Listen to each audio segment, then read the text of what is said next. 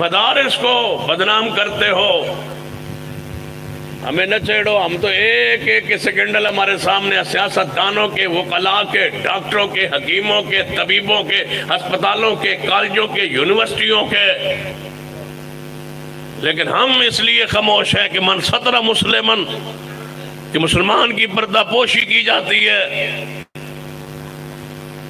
تم کسی مدرسے کے اندر کوئی گناہ یا کوئی عیب والی بات دیکھ لو تو تم پورے مدارس کو برا کہتے ہو۔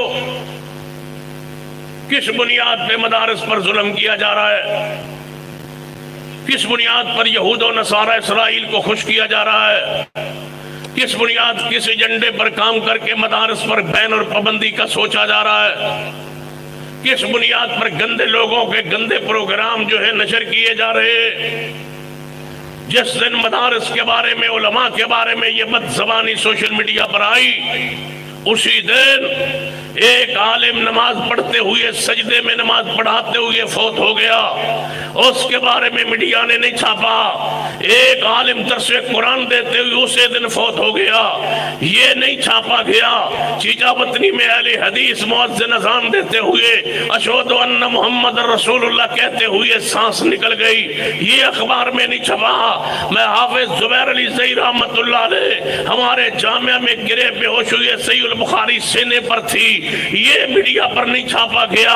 میں پوچھتا ہوں جو علماء تقوی کے پہاڑ تھے اور خواجہ محمد قاسم رحمت اللہ علیہ جو ہمارے مناظر تھے، گجرانوالہ کے جمعے کے خطبہ دے کے سجدہ نماز پڑھانے لگے، سجدے میں گئے تو جان جسم سے پرواز کر گئی، یہ میڈیا پر نہیں چھپا۔ علامہ احسان اللہ ظہیر نے اپنی جان کافر و شمشیر پہ کرتا ہے بھروسہ، برسرے میدان اپنی جان کو پیش کیا۔ یزدانی شہید نے وَإِذَا خَذَ اللَّهُ مِيثَاقَ النَّبِيِّينَ یہ آیت پڑھتے ہوئے اپنی جان کو قربان کر دیا۔ تمہیں یہ علماء کی قربانیاں نظر نہیں آتی؟ کوئی ایک آدھ گن دیکھتے ہو تو اس کو چھالتے ہو کہ مدارس بدنام ہے۔ سن لیجئے، مدارس آج بھی قائم ہے، مدارس ہمیشہ قائم رہیں گے۔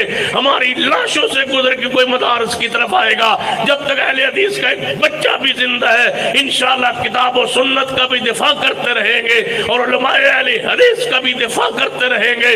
مدارس اور مساجد کو قائم رکھیں گے، روشن رکھیں گے۔ تم جتنی مرضی ہمت کر لو اور جتنے مرضی پروگرام بنا لو، مدارس محفوظ ہاتھوں میں ہے اور انشاءاللہ محفوظ ہاتھوں میں رہیں گے۔